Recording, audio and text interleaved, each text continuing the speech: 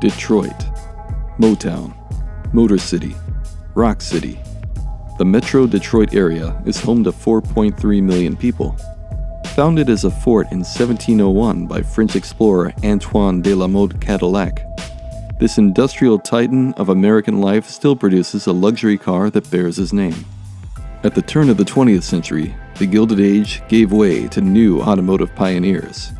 You probably know their names: Ford, Dodge, Chevrolet, Chrysler. On the strength of the auto industry, Detroit became a mecca for those seeking steady and lucrative employment, and spawned the Great Migration to the Midwest. Detroit reached its apex in the post-war boom, but ensuing years saw its decline.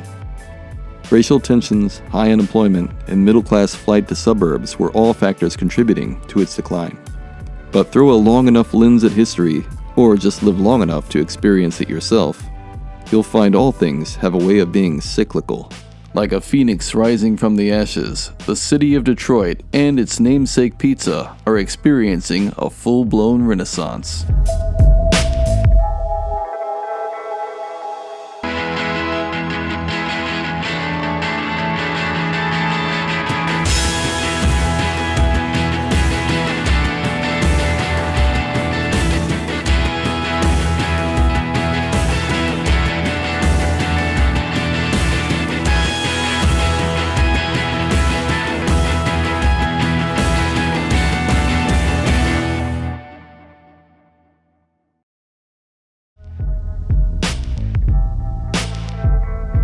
Although Detroit's most famous exports are rock and roll, Motown, and American steel on wheels, one might be surprised to learn that Michigan is also the center of pizza innovation.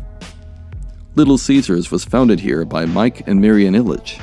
The arena that acts as home to both the Detroit Pistons and Red Wings bears the brand's name. The mighty Domino's franchise was also founded in nearby Ypsilanti, Michigan. But the world-famous Detroit-style pizza was invented somewhere else, at a small bar called Buddy's Rendezvous. Rectangular, crispy, and delicious, the Detroit or square pizza, like many other things in Detroit, is a byproduct of automotive innovation. The style is a direct result of using so-called drip pans or small parts pans, utilized in auto factories that were acquired in the 1940s by Buddy's owner, Gus Guerra. PizzaTV's Brian Hernandez sat down with Buddy's COO, Wesley Pikula, to get the story on Detroit pizza. So Buddy's is the originator, and it kind of spawned a lot of, I don't want to say copycats, but it spawned some of the other big names in Detroit style pizza as well. That's right. They all came from here and went on and did their own thing. That's right. They inspired them, because a lot of employees here that work here through the years actually would go out and someone would either hire them or they would go out and try their own. In 1946 is what was told to me when I was an employee here, because a lot of the kitchen staff that was here when I started had worked here. At least a couple people when it started in 46. So Gus Guerra was the owner at the time, and as they told me before, when people are coming into this area, things like that, a very ethnic neighborhood, a lot of people were talking about, during World War II actually, about this thing they ate in Italy, blah, blah, blah. So they sort of wanted to create this kind of rectangular focaccia-like product. Didn't have any square pans at the time. The industry didn't have square pans. Round pans were probably available. Some tool and die makers were coming in here, hanging around, obviously said, hey, we got these kind of square metal trays that we use for nuts and bolts, for scrap pieces. Why don't we bring those in, you try them. They brought two sizes, which I'm sure is all they had at the time. They put dough in them, and then of course the rest is history. They cooked it. It said, wow, this is amazing. This is the best baking thing I've ever seen, right? Because the bakeries had the small loaf pans, but nothing to fit that size. And then after that, it started getting all that recognition through the years. Buddy's has been here since 46, right? That's what do you think, how have you guys kind of weathered that journey of Detroit's ups and downs? Okay. Well, let's put it this way. After the riots in '67, it got really tough.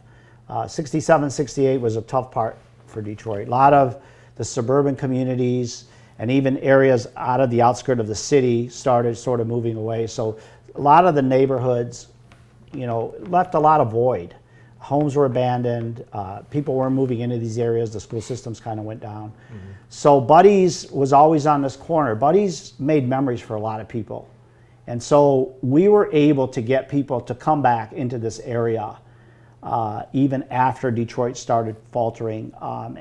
And again, it's part of it is because of the history and the times that they spent here, whether it was playing bocce ball, whether it was coming after softball, teams would come in here. And so when it became really tough, again, we had that support.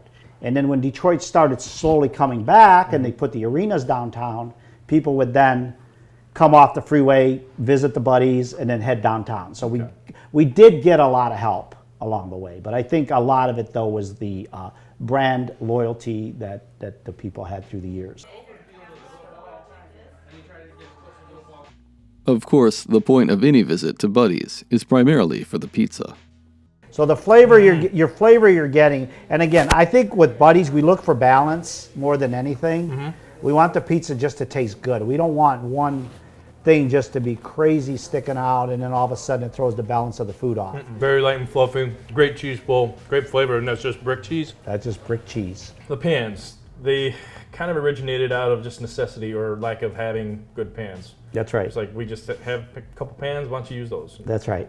It was a magic that you cannot recreate. Yeah, the way the pan is done is what happened is when the pans were available, they blued them. They put them into high heat so those pans wouldn't rust. The reason for that was so they wouldn't rust. So we call them blue steel. It's actually rolled steel, but it was blued through the foundries because they use these things. The metal was inexpensive. You'd see them in factories, and then they had small ones. They call them drip trays, actually. That's what we use, the two different sizes. Okay. And that pan then goes through the oven through high heat. You're seasoning it with oil, and you continuously do that to get the right consistency of the bake. So you'll season, you'll bake, you'll look. Then, of course, they're always wiped down. So it's not something you could run through a dish machine. These are things that are managed. And over time, these pans that are used and managed will sort of create their own little unique flavor. When I see Detroit that's getting national recognition, and there's something called Detroit style now that Buddy's had a hand in, it's exciting for everybody. I've been here going on 44 years, and think about that. How enriched that makes me to know that this little place that started here now has created a national trend, movement, whatever you want to call it. Gus Guerra's story started at Buddy's, but after selling his share of the business to two partners, Gus opened a new restaurant in 1953 called Cloverleaf in East Point.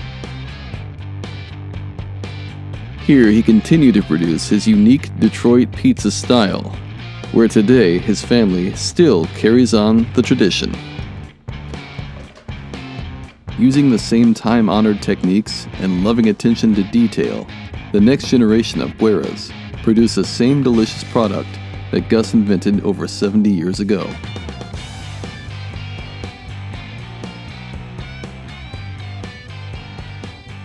All right, so Jack, you come from a big pizza family, obviously the originator of Detroit style. How did you get pulled into this crazy pizza world? When did you actually start on your pizza adventure? I started here when I was a youngster.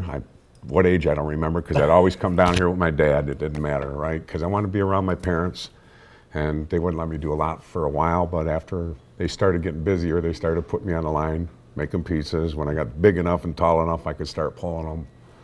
No, I never thought of anything else. I was kind of proud of what my dad did, and I wanted to keep doing what he did, because people were happy when they were here, you know what I mean? Right.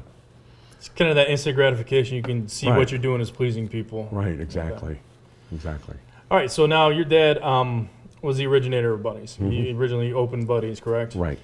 It was tough back then. The war wasn't ended yet. It was ending, but as the guys started coming back, everybody started talking about pizza, fish and chips. My grandmother made spaghetti pizza. My mother made it too, which is a thicker Italian-style pizza. They usually made it in a tray. And the tray had a little edge on it, so everything would, would caramelize. When the cheese hit it, it caramelized too, right? And my father liked that. And they thought, well, let's try something different because everybody makes round pizzas, but my family was used to having more bread product, you know? So don't ask me where he found a pan, but he found a pan. And they started making the pizzas in the square pan.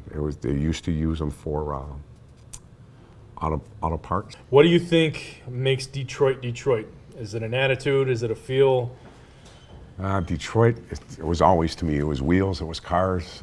They were building things here constantly and trying to make some really good products. And people have a lot of pride in here in Detroit for what we do and whatever we do, we try to make it the best we can. How does this translate into the Cloverleaf? Yeah. That's the same for us here. We do everything we can to make sure I carry on the tradition my dad showed me for the last 50, 60 years I've been here. As close to the original as possible without deviating. I keep it the same. I try to keep everything the same he did it. One thing that has changed at Cloverleaf is the innovation of a gluten-free version of their classic Detroit pizza. Jack Guerra spent half a year perfecting the recipe, getting it just right. You can see this characteristic caramelization here. Great cheese pull. Oh, that's nice and warm. And it's sturdy. So now here, I gotta ask you, Detroit style. Is this allowed? Any way you want. Really? It's always fine. You don't kick anybody out for No, knife and fork. I'm not gonna knife and fork. I'm gonna go old school. But it's nice you got this. So every piece is a corner piece too. I heard you always got to go for the corners. Right, always. The best part.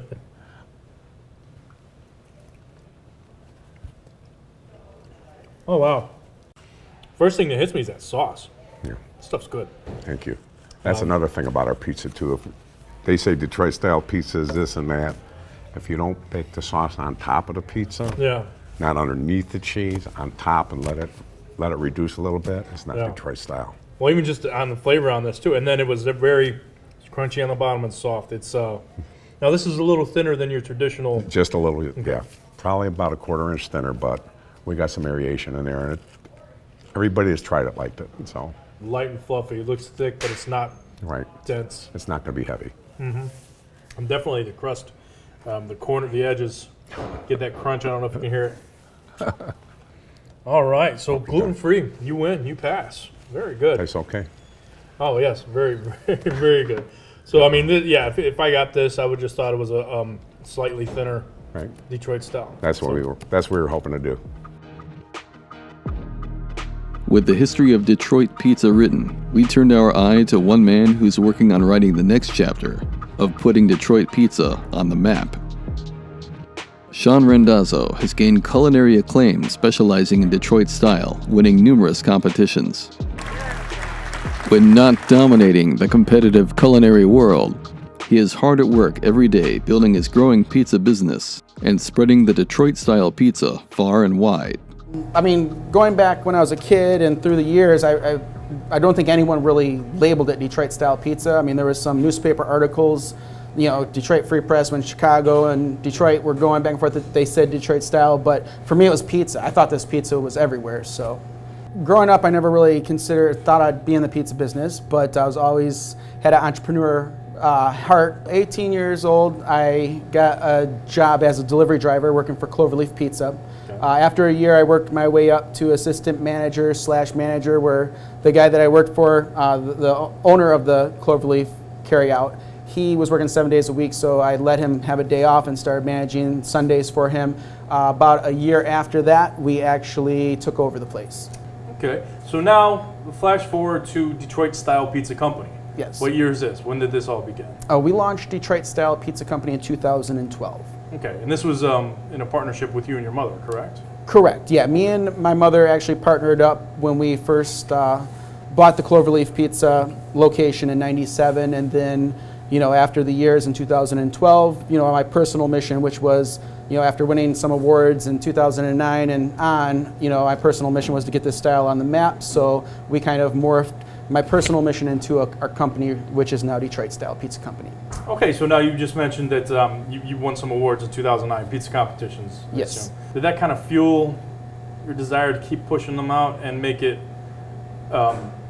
bring it more to the mainstream? What it did for me was open my eyes to realize it was such a secret and that what we had was so special. All I'm hearing on the news is Detroit Death City and people making cracking jokes about Detroit here and there, and I wear it on my sleeve, so I thought this is a great way to put, you know, this pizza on the map. And so personally at that point in 2009, I was like on a mission myself to let's get this noticed, and I thought the way to do that was let's compete and get more eyes on it. So I did more competitions through the years. What do you think makes Detroit, Detroit? First thing that comes to mind is all the phrases and hashtags that are already out there. Detroit versus everybody, Detroit hustles harder. I mean, I think that, you know, it's a very hardworking city that takes a lot of pride in their work and their city. They know how to hustle. I mean, hustle is a word that comes to mind when I think of Detroit. Mozzarella and brick cheese, fresh tomato slices, savory onions, arugula, and a special lemon vinaigrette make the pizza Sean calls the twist. Now comes the best part. We get to dig in and actually taste it. So what is recommended pieces? I hear it's got to be the corner piece. Absolutely. For Detroit. That's the one that goes quickest, yeah? If you know what you're doing, you're going for the corners. Okay, well, this one's closer to me. I'll grab this one. Set up and ready to go. Look, some nice cheese pull. Holding up. Okay. All right. Salud, manjo. Cheers.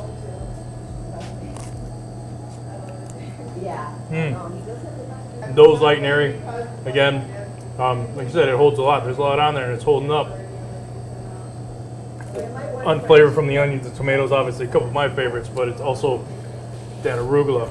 Just tasting the arugula, the lemon oil just makes it feel like a light pizza. You know, it's not too bogged down. Yes, it's a very light aftertaste. You don't feel horrible eating this. As Detroit continues to reinvent itself in the 21st century, its namesake pizza continues exploding in popularity. The dish is a proper reflection of the city, resilient, enduring, and relying on a recipe of elbow grease and innovation. The future, whether for Detroit pizza or the city itself, is bright as the city skyline shining at night.